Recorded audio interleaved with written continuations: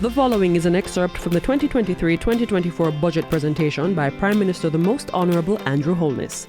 Over the last fiscal year, there has been a marked increase in the system coverage, reliability, and level of service, with several projects being completed and commissioned into service in 2022-2023, funded from the NWC's resources. The profit is yours. It is you, the people, who will benefit from the increase in investment in your water supply. So when the NWC says, look, we're going to do Barron Hill to Samuel Prospect pipeline replacement works in Trelawney, how is that funded? It's funded from the NWC's budget. When they say we're going to do a new distribution network to serve persons in the new building area of Nain as part of the Essex Valley to Junction water supply system in St. Elizabeth, that's coming out of the profit and resources of the NWC. Efficiency of public sector entities pays a dividend to the citizen stakeholder. The NWC will replace aged pipelines to the Greater Black River area, including between Luana through Middle Quarters to New Holland, as well as from Sandy Ground into the town of Black River. I was there recently to open some of these investments. The NWC will do the extension of pipelines to supply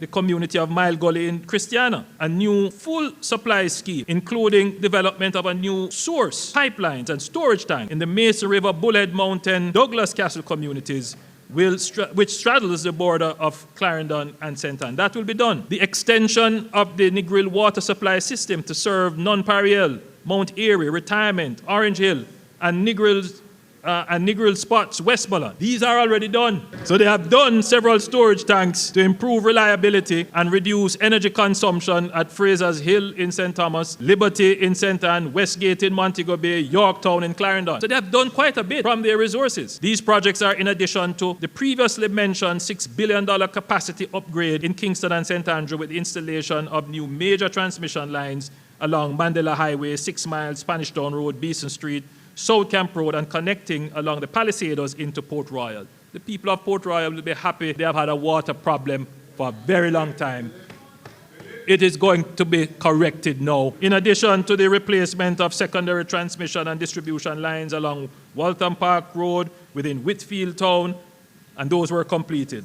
Another major pipeline replacement will include the ferry to Rock Pond Forest Hills via Plantation Heights. Several other island-wide water supply upgrading and expansion projects are planned for 2023-2024. 21 projects with projected expenditure of about $2.5 billion will see NWC service being extended to new communities. Plans are being finalized for works along East Kings House Road, Lady Musgrave Road, Arthur Wint Drive, and Tom Redcombe Avenue in Kingston and St. Andrew, and Grange Lane and Brayton Road in St. Catherine for major water infrastructure upgrade in terms of coordination with the NWA. I have directed the NWC to pursue 45 small projects to install new systems or incorporate existing small local systems to extend coverage to communities which are presently inadequately served. It is expected that the associated expenditure of $200 million will have an impact on the lives and well-being of close to 40,000 persons. The Greater Mandeville Water Supply Improvement is a major capital project aimed at effecting substantial improvements in the service levels in communities extending from Pepper in St. Elizabeth to the full limits of the town of Mandeville. The works being implemented include the sourcing of the development of new water sources, new transmission mains, electromechanical pumping equipment, and associated storage tanks. Implementation is scheduled for completion in 2024, and this is going to be done at a capital cost so far to date of $680 million. The total cost is $3 billion Jamaican dollars. The long-awaited Content Water Project, which was proposed as far back as 2009 to provide water to the corporate area from the Rio Cobre, has finally been settled commercially under a PPP framework.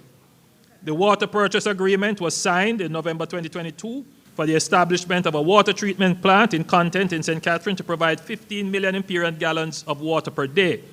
Construction is expected to begin in June 2023 and will last for 24 months. This arrangement will fundamentally improve the supply stability to Kingston and St. Andrew and Portmore and support growing housing and commercial developments.